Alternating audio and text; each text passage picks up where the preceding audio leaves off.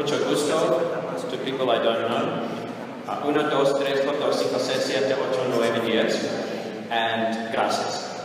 You heard all my español. That's it.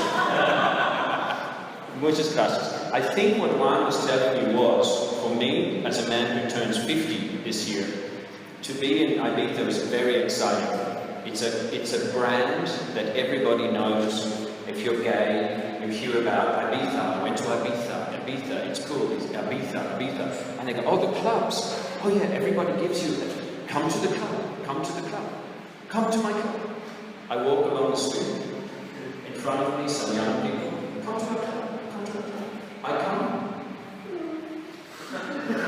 So, when you turn 50, you know. But it's interesting. Let's have a look, because the key word I want to take from today is diversity. So I'm an older gay man, a traveller. 15 years ago, maybe I would have more energy to go to the club, and a lot of the LGBT market want clubbing. But they want much more as well, as we'll see. So I would like to say hola, and to share with you very quickly what Out Now is. We are primarily an LGBT specialist consulting firm. We work in these 5 areas. You see in Spanish also. It's been a long journey with our business. We were set up in 1992 in Australia when I was 27, and I would have been asked to go to the club. In 2001, we expanded into Europe, and we are now global. We work both this time with a lot of different companies and with a lot of non-government organisations and educational institutions as well. I want to make one starting point. When we began our business, we were a gay marketing company. It was very easy. Gay marketing, that's what we did. It covered women, it covered men, it was gay marketing. It changed in the mid-90s. It became gay and lesbian marketing. And then in the late 90s, it became a little more correct to say lesbian and gay marketing. And then sometime around the noughties, around 2000, early 2000s, it became LGBT for gay, lesbian, bisexual, transgender. Today, in most English-speaking countries, the most common acronym or letters is LGBT. And in some places, you see more. So we have L, which is for lesbians, women who fall in love with other women. G usually means gay men, but some women don't like the word lesbian and prefer to be known as a gay woman. B, bisexual, a man or a woman who can fall in love with a woman or a man, either. T, this one is different. T is a gender identity. So if you go to the mirror and you look in the mirror and you inside your head, I think to myself, I'm a man. So when I go to the mirror, I should see a man look at me. But if I think inside my heart, my spirit, I know I'm a woman. But in the mirror, a man is looking at me, something isn't right for me. This is transgender. It is a gender identity issue. And it can be different. A trans person may be a woman who feels that really, this woman feels that he is a man. And so he may dress as a man. Or it may be a man who feels that she is a woman. She may dress as a woman. Maybe she will have surgery to become a woman. It's possible. But T is transgender, so you could be trans and heterosexual. Or you could be trans and bisexual, gay, or lesbian, depending upon your true gender identity. Just to confuse everyone, and then I'll stop. I is for intersex. Intersex people are born, when the baby is born, the genitals could be part male and part female. And this is known as intersex. It is more common than we may think. Q is for queer or questioning. In the USA, you'll often see LGBTQ at the moment. In Australia's market, you see LGBTI. These things differ country by country. The last one is A for allies. These are heterosexual people who like to support their work colleagues, their family, and their friends who happen to be LGBT. But I have a good solution. It starts to get like a gay bacon lettuce tomato sandwich, a gay beef chicken, and I don't think that's right. I think what we should remember is every time we see one of these letters, it's a person. So LGBT spells people. It's your family member, it's your friend, it's your work colleague, it's people. That's all. LGBT spells people. And it's very important. It affects our work. Everything we do is thinking of LGBT people as your customer, but thinking as they think of themselves, just as a regular person going about every day. Stop and think about where we live. We live on an island in Ibiza if we're based here. It's like a bubble. When you're on an island, this is the world for a day. The tourists come, they love it, they can be in the Ibiza bubble. But remember, it's not that they're coming here. Remember where they come from when they come to you as an LGBT person. So if you go to google.com and if you type in LGBT people are, these are the most common search results in the world for what other people are looking when they search for this phrase. So gay people are wrong. Gay people are gross. LGBT people are soulless and self-destructive. That's the most common search in the world for LGBT people. Gay people need... That's not so good. Okay, maybe some optimism. Gay people should rise up and feel wonderful. So, we know on this island that this is a very welcoming place. I feel it, I know it. Before I come, I'm not so sure. When I book a hotel, I'm not so sure. When I check into the hotel, and the lady checking me in looks like my auntie Gwenny. It's a lovely lady, but she maybe isn't the most... I mean, my auntie Gwenny is very accepting. I'm sorry if they're recording this. Gwenny, you're wonderful. She loves LGBT. But you come with your past. It's not just where the guest is coming to, it's where they're coming from. So before we look at some travel data, I'm going to take a look at some work and life data to bring a picture of what it's like as they approach you and check in a hotel. Outnow does several things. One of the things we do is networking. We have a B2B networking part of our Outnow business class system, and everybody is welcome to join. If you make sure I have your card, I'll send you an email with a link, and you can become a member. It's a free service that we have. It allows businesses to find other businesses all around the world to see if they can do business. It's something we think the industry benefits from, and we're very pleased to provide it. It's called Outnow Business Class, and that's our B2B component. This gives me a 2-minute water break, and it lets you see something interesting. When we built Outnow Business Class, we wanted to highlight that it's about people. So we decided that we would promote this brand with nothing but people. And we said, oh, we've got to pick some people who we pick. So, of course, we Googled gay people, gay LGBT person, who we find. When we set up our company in 1992, if I tried to play this video, it would probably be about 10 seconds long, because nobody was out. Very few people were openly gay. But now, this is what it looks like. This is, as of 2 years ago, this is what it looked like. There's a lot more we can add since.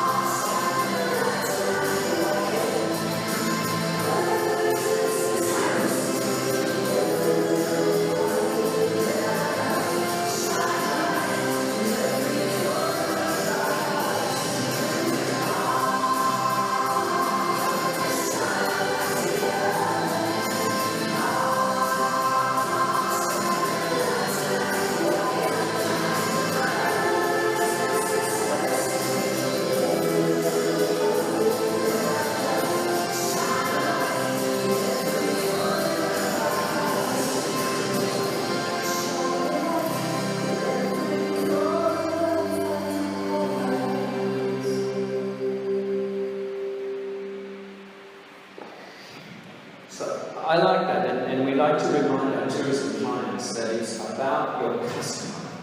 I only caught the end of the roundtable, and one of the things with Out Now is we're quite agnostic. We work with travel agents and tour operators, we work with mainstream hotel chains, we work with small LGBT boutique specialists, we work with tourism officers, but we always think like an LGBT customer. And the reality of business is there is a piece of the market for every player, and the challenge is to work out where the pieces fit and make the best possible match for each person in the marketplace with the right customers. And that's what we try to do. In order to do that, one of the most important things to start is with research. Since 1992, we carry out the world's longest continuing global research program. Since 2010, we took it international. It's now in 14 languages, everything from Hebrew to Turkish to Korean. We have this research, we ask the same questions in every country. We have 24 data countries now with 3 different sets of data from 2010, 2012, 2014. Every one of our 100,000 plus respondents were asked where they would like to travel, including would they like to come here to Ibiza. So we will see some data from people who would like to come to Ibiza in just a moment. In terms of how big is the market, for LGBT, the best metric that we recommend is using a study from 1993 called Yankelovich. I have no time now, but if you're interested, I can explain later their methodology. It's the most sound, correct methodology of how to measure sexual orientation within a community. And they found 5.8% of the US community in 1993 were willing to confidentially identify as being gay/lesbian/homosexual. It didn't even count bisexual transgender. That's why we are comfortable for our work to use 6% as our benchmark.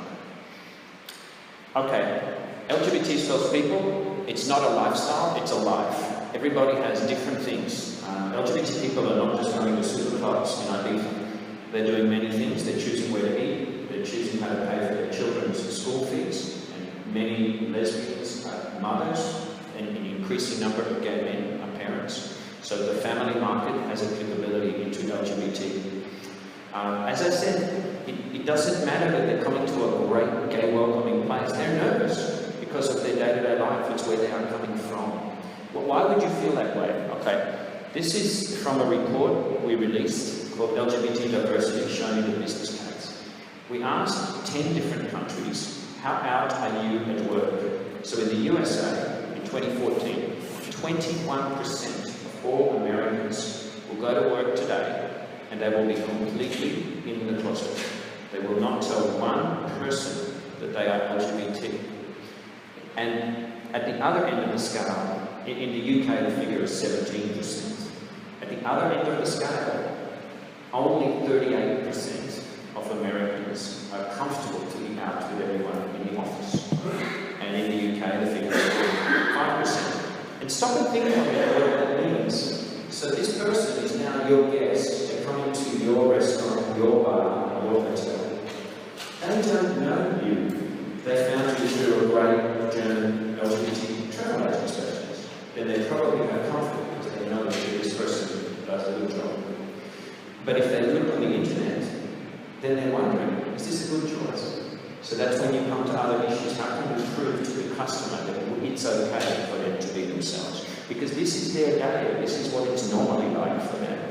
In Mexico, for example, only 27% of people feel they can be out of the closet, meaning open to everybody. That's in their workplace.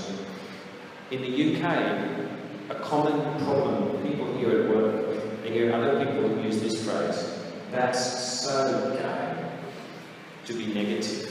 And it's kind of funny, but it's sort of a little bit ouch too. Because if I was, well, I'm Australian, if suddenly that's so Australian became an insult, which maybe it should be, but it would make me feel, ow, you know, that hurts a little. Other issues that happen at work, people are asked questions about their sex life, they hear the word fag. This is a transgenderist moment, or a person talking about transgender people. They heard at work a man said he would not let his daughter use a bathroom if a transgender female was in there, as dad didn't want him waving his penis in her face. These are some of the findings in this free report, LGBT diversity shown in the business case. If you'd like a copy, let me know, make sure I have your card, I'll send you a link, you can download this for free. I want to come now to this issue. This is life. So I'm in Mexico. 12% of the Mexican LGBT community in 2014 were harassed by their neighbours. 1 in 8 had a problem with the person living next door relating to them being LGBT. And 16%, even more, were actually refused goods or services in the last year. So this is important for us to remember when we provide goods and services. Here's an example of something that can go wrong for the hotel sector in just this area. I hope the audio will be okay, and I apologise, it's in English only, but you can ask me questions and we'll find a way.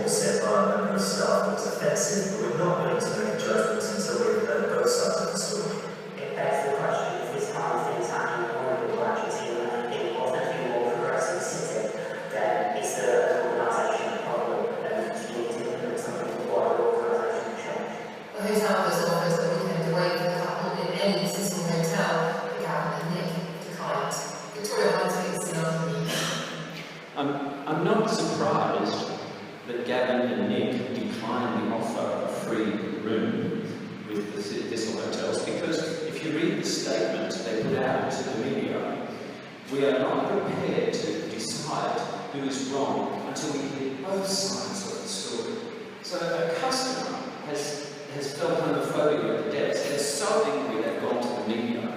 You're now on the BBC News and across Twitter, and your response is not to say, we apologise wholeheartedly, this is a mistake, we're going to look into it, it will never happen again. You're going to try and fight back. That's not the right approach. If a mistake happens, own it, fix it, move along. So that is what not to do. We asked a question in the latest LGBT 2020 research, this is from the US sample. When you travel, to what extent can the legal situation for local LGBT people affect where you decide to go to spend your holiday money? So this is how well are LGBT people treated locally, and we see it's extremely important. This person on the right lives in a conservative area, and it's important to them to feel comfortable being able to hold his husband's hand or give him a kiss without judgment is an important part of a vacation for us. These people are voting with their money. When we then ask this question, to what extent the legal situation affects where you spend your travel dollar, This is the result for the USA. And in the USA, LGBT tourism market spends almost $56 billion every year. And 38% of that money is now, to a great extent, being directed to destinations who are supporting LGBT people most effectively. So, this one, the audio is not so good, I may stop it really quick. Effectively what's happening here is there's an American couple. I happened to be having dinner and annoyingly did some work over dinner and asked them, they were telling me a story of what it felt like to check into their hotel in Prague. And I was telling them what my company does, and they told me what it felt like checking into a big 5-star hotel in the centre of Europe. But they were quite nervous about what would happen and why. Most places in the States will assume that two men in a room are friends, and therefore they get held at two different beds. It's hard to assume that we're in the same story. I think we at first they had to first the two double beds, and then it was except it was right. In the States. Yeah, in the States. Then you have to let them know that, hey, I actually just want one bed for two guys. And then you feel that, well, you're really in a shit room. They said it would be all that great, but then you eat some nice results and you're going out.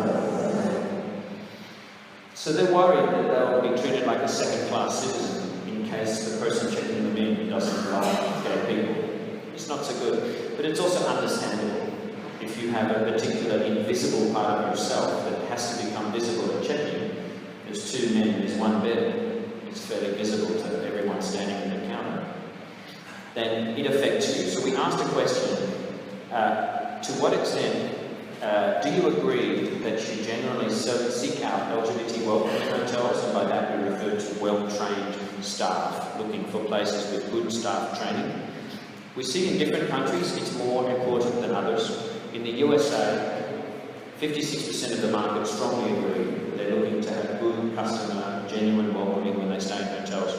And this is the percentage for agree. So when we add the two together, we can see this is a very important component of the market. It's 86% of the US market are concerned.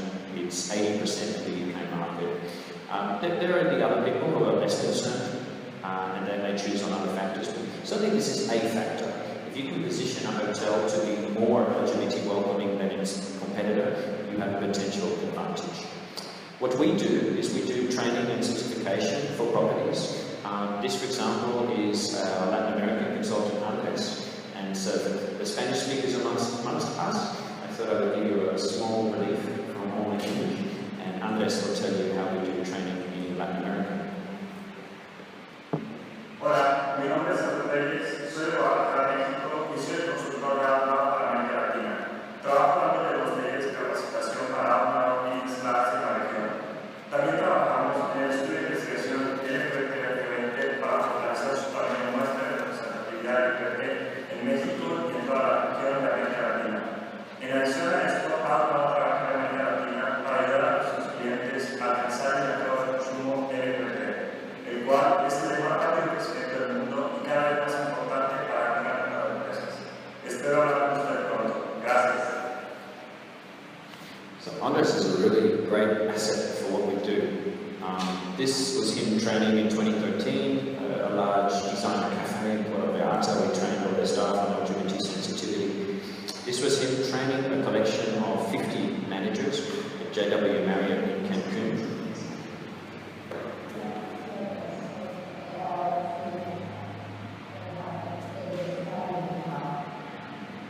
So what we do with our business class training is we provide sensitivity training to managers with a particular focus today on social media. What to do in the 10 seconds that you have to decide when something happens. Somebody approaches the manager with something that happened at the bar, at the restaurant, at the pool, it relates to an LGBT person, maybe with someone who didn't like what they saw. And the question is, what does the manager say next? Because that next 10 seconds determines whether in 5 minutes you're going to be trending on Twitter. And it's very important that the manager has the right policy and the right approach whether it be an LGBT issue or a non-LGBT issue, but to keep the brand and the hotel safe. So that's what we do at management level on sensitivity training, and then for all staff working in customer-facing areas, we provide online training through the our business class training section. This is basically answering the question, will I feel welcomed? From the autumn, we will then be taking all of the training hotels who are training staff and listing them on a new consumer-facing website, which is called welcome.lgbt, which will be bookable through the Expedia network. Something that happened yesterday, and I hope if you all have a moment, you might be kind enough to give us 10 minutes to participate. We're actually going to use that domain name, welcome.lgbt, to do some good work before we launch our consumer-facing site. We launched yesterday an industry research study. It's the first time the industry has been asked to give their opinion about LGBT travel business. So you'll find there's only 10 minutes worth of questioning there. If you go to welcome.lgbt, you will find you'll be able to fill in this survey. This was from yesterday, some of the media coverage about the launch of that. So it's www.welcome.lgbt, and you'll be able to fill in that research. I hope it will give us 10 minutes. That's till June 30th. We'll be releasing all the findings in a report at World Travel Market in London in November. Each November we host an LGBT village along with some much appreciated partners. We'll be back bigger and better this year at London WTM. We were very delighted last year when Carmen, your tourism minister, was kind enough to visit us at the LGBT village, and we were also extremely grateful for the tourism office support and also for Dirk's support from the local roster, who were partners in our event. I want to show you a quick communications case study. So once you've done your research, you understand how to match your product to your target group of consumers, and you should pick the cluster that makes most sense to your business. Once you've done that, that's when you move to communications, and you look at how you communicate that you have such a good product and such a good match with your target audience. This is a quick case study from Visit Britain. It was a campaign from 2014. It was in the US market. Out Now was the creative agency, so we created the creative concepts. We came up with the heading "Love is Great" as the theme for the whole campaign. It launched on the same day as marriage equality happened in the UK. It had a core market focus in the US, and it was the first LGBT campaign that Visit Britain had undertaken since 2010. It was a big success. One of the differences they faced was that social media is a very new and effective channel which we needed to incorporate into our approach. It had to be high impact, relevant and viral. It succeeded in many ways because it was coinciding with marriage equality. We had the media looking for something good to report upon, which they did. One of the tricky parts was that the tagline, "Love is Great," had to go all the way to number 10 Downing Street to be approved by the Prime Minister's office, which was kind of strange. Normally our work was quite that high, but it did. We also linked with some key partners to help make sure that the campaign wasn't just a London campaign, and that we had focus on different parts of the region. This is some of the creative. We took original photography. There were only one or two stock shots, but most of it was original work. And it was very effective. So that's something you do after you've done training and after you've done research. Speaking of research, people often say, how big is the LGBT travel market? According to the LGBT 2020 study, the top markets across the world in terms of LGBT tourism, you're looking at a market which easily exceeds $200 billion of annual spend. Some of the key markets we see here are the USA, Mexico, Germany, France, UK, Italy, Spain. In terms of our research, we asked people, where do you want to travel to in the next 3 years? So these are the country rankings. We see that Spain has gone down since 2 years earlier, but it is still in the top 10. It's ranked at number 8 amongst these countries. In terms of Ibiza, we asked people what percentage of people would like to visit Ibiza. Now, we need to be careful how we interpret this data. The question is, in the next 3 years, which of the following, with a big list of places, would you like to visit? So it's quite a big list. So the fact that they click on Ibiza says something good, because they had to actively pick it up and choose yes amongst all the other choices. So that's good. If all of these people in the next 3 years come, this is what we predict would be the maximum over 3 years inbound for Ibiza from the LGBT market. But the big if is how many of them will come. And that's a function of how well everyone does what they do, how well you target your product to the consumer and you find a match to make Ibiza a choice that they actually spend money on. But the numbers are encouraging. 16% of the UK samples say they want to come to Ibiza, so that's 512,000 LGBT adults. 12% of the German market would like to come to Ibiza, and 11% of the US market would like to visit Ibiza during the next 3 years. That's 1.8 million people. So there is some good work to do in developing just those 3 key markets alone. There's almost 3 million people there.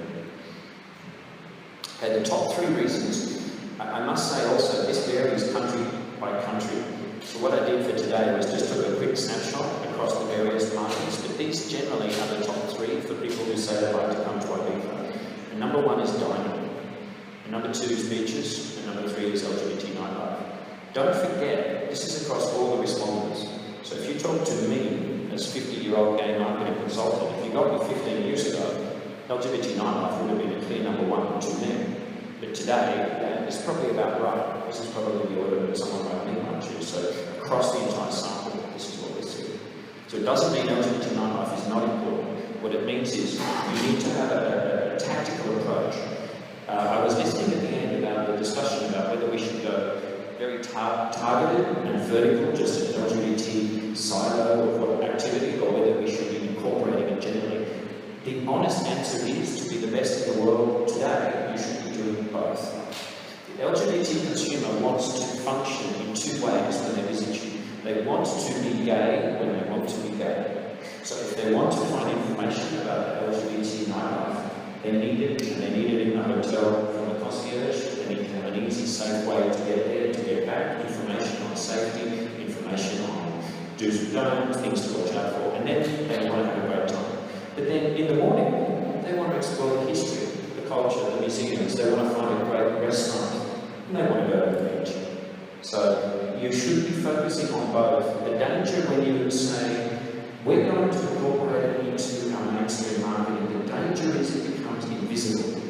You can do both very well, and I have a quick example from Fort Lauderdale, because the clock will hit me, so let me kick on. I'll quickly show you the way Berlin does this very, very well. I'm proud to say they've been an outbound client since 2002.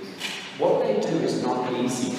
Berlin have jumped up 10 places over the last 4 years in the top 20 listed destinations for LGBT people globally. That's a huge and hard accomplishment. Here's how they did it. They're committed. They don't just come in 1 year and disappear for 3 years because somebody's job changed in the tourism department.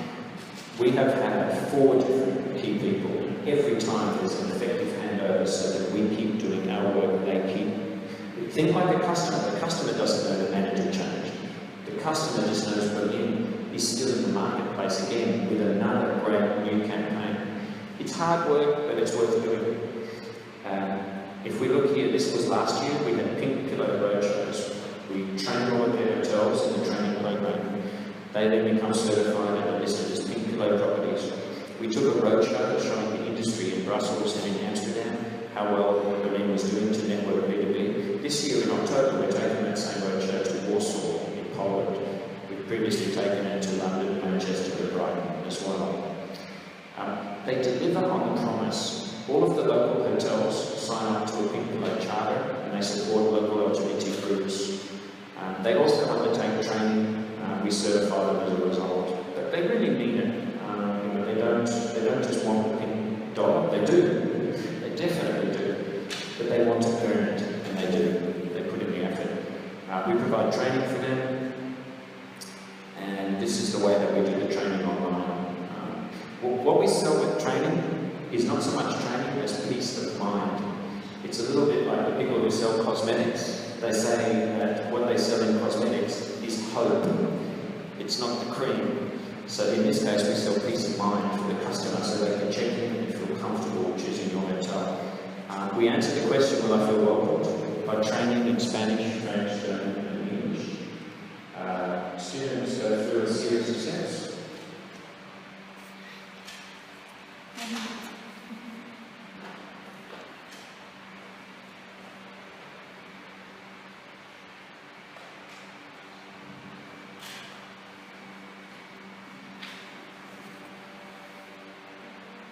That's the hardest part, is the knowledge quiz. It's awful. It's really, really hard. It's 8 little questions, and the point of the quiz is to make you think. And there's always one answer that you know is wrong, but there's 3 that are not sure. You know, when we see the results, if someone gets 8 out of 8, it's possible they cheated, because it's really quite difficult. It's not about getting 8 out of 8 in the final quiz. It's about thinking about the issues and talking about it together. This is one of the Spanish language students.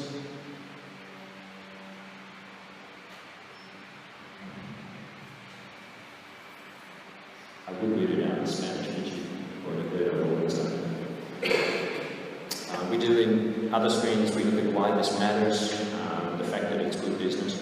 We have other practical advice, what terms you should use when speaking to an LGBT person partner, and that is the key term. You should be careful not to use girlfriend or husband or wife, or worst of all, don't say friend if you know they're a couple, because you send a signal that perhaps you're not comfortable with their relationship, even though you may be. But to choose the word partner is neutral and safe. It works very well. This is important for younger staff members. Often a 21-year-old heterosexual university student may be working on reception, and a 50-year-old man like me might approach him and ask for a gay map. And I can assure you I do not want anything from this man except a gay map. But at the moment, when a 50-year-old gay man approaches a 21-year-old heterosexual man, the danger is that he might do this. I want a gay map. And he may think that I'm attracted to him. If a gay customer reveals that they're gay to you, it doesn't mean they're attracted to you, it means they trust you. This is good for your customer service relationship, and we teach this to all of the people doing the training, so at that instant, when that young man has that moment, he's comfortable, he's smiling, his body language reflects that fact, and it's good for the customer to see that this person is absolutely comfortable to help him to find a gay travel map. It's a small but significant moment in the relationship which the training addresses. We've trained a lot of staff around the world. This is for Patricia Trejo from Marriott. We've trained more than 800 of the Marriott team in just this from Cancun alone. We've also trained the Marriott right across Mexico and other destinations. This is the Pincular Berlin are in the training course. We certify in our own program, our own travel, soon to become LGBT, as I mentioned. This was certificates being handed out in Puerto Vallarta last year for people who've done the training. Quite a few different destinations down that way. This is to show you, I'm getting my mind up, so I'm going to go really fast now. This is to answer the question, do we do just LGBT, or do we do it in the mainstream as well? And the best answer is do both. Here's a great example from Fort Lauderdale. This is a piece that they have that you can watch on YouTube.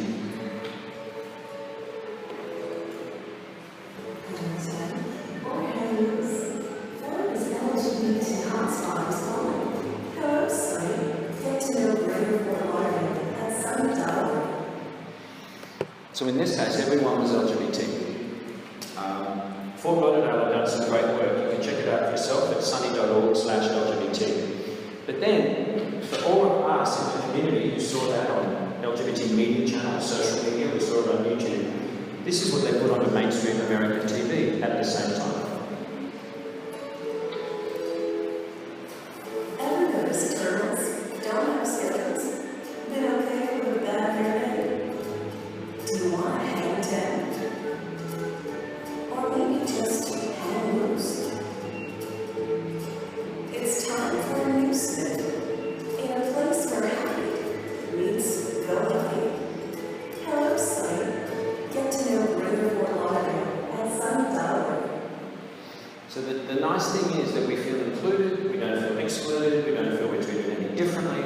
part of the big picture, but it's done in a very sympathetic and understanding way. Okay, in closing, don't forget, if you want to become a member of our business class for B2B networking, then we can sort that out. Just make sure I have your card. This is the kind of stuff that happens in there. There's video, information videos, conference webinars, case studies. One of the most important things is the network tab. That's where you can click and do searches on keywords and geography, find other businesses around the world who maybe can help your business. And for LGBT sensitivity training, that has a small charge for property, which I can tell you about. It's not a lot. It doesn't matter how many people you train. It's just €99 a year. And you can be listed in Welcome.LGBT and certified and be bookable as well. This is the Welcome.LGBT website, which launches in the fall. And the most important question, will I feel welcome? Think like a customer. This is saying how fabulous we are at joining dots and building strategy to help sell more product by matching product with consumers. And that summarises everything that we talked about. And in closing, I think I couldn't possibly close better than this. It's in Spanish, which is a bonus. But if you want to understand why we say LGBT spells people and why that's important, this commercial is like looking into the future.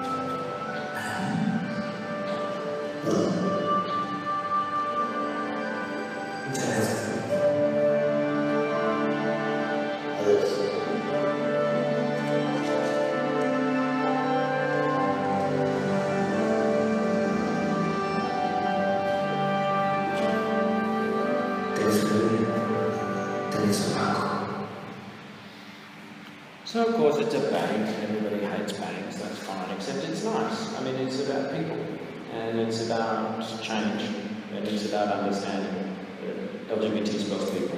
I think with all the flashing I get from the back of the room, that's the best slide I could end on, except if you want to contact me at all, that's my email address, ian.jhonson@outnowconsulting.com. It's wrong there, sorry. There's no dot between the outnow and the consulting. I will admonish myself later. The last thing to say is muchas gracias.